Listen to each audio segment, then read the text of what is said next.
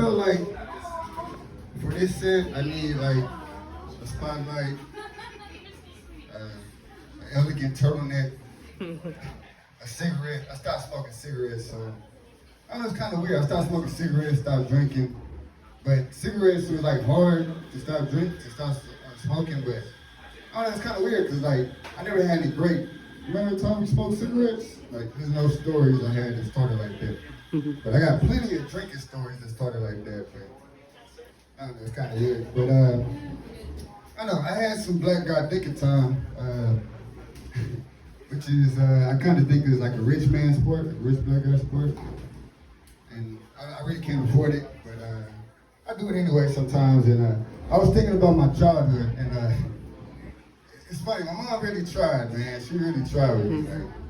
Like definitely, I'm up here doing open mics as runs, but she tried. She took me to see Malcolm X when I was like 7, and I remember like she was trying to show me that Malcolm X, this guy is a great leader, and he tried to do a lot of stuff for black people then. So. And this is not an anti-Malcolm X joke. It's just an like, I was 7 years old and I had the attention of a squirrel. Like, I go by squirrel pimp for a reason. So, so we go to see the movie. I don't know if you ever seen Malcolm X movie. Darrell probably seen it before. I like calling him Darrell because like it's just the extra level of blackness. Like, if it was Daryl, but Darrell, that's the homie right there. So if you ever seen the Spike Lee movie, Malcolm X, the first 40 minutes is like his how he became Malcolm X, like before he converted.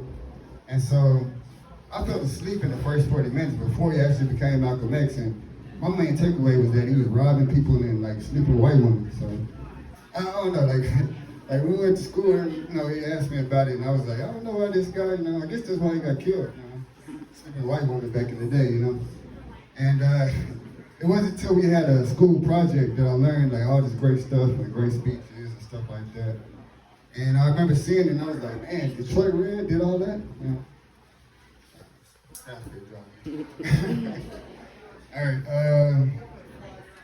got another joke here.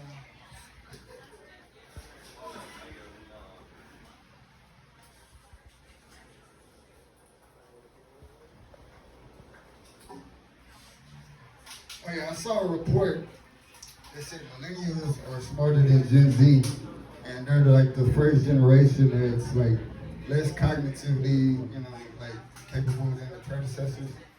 And it got me to thinking like why that could be, right? And I think it's because they got like a lot of technology that we didn't have, like you got like Google, we didn't have that. We had like Encyclopedia Britannica. Like we had imagination, they just got like AI that can just imagine things for them. And so it's like, I got thinking about it, right? Like, and like I told my son, like, so we went to the mall one day, and I seen a pretty girl, like, about his age range. I was like, hey man, go talk to her, man. And I was like, you might never see her again. And he's like, no, I just go check on, Snapchat or Facebook or whatever. Like, they got so many opportunities to meet people. And I think that's what's lacking nowadays, you know what I mean? Like, I feel like back in our days, like, you had to go talk to the girl because you might never see her again. But then too, if you got rejected, it was like the attention span was like 3 minutes. Like you got over that rejection, wait for the next girl to come out, try to talk to her, get rejected again. But after a while, it becomes fun, right?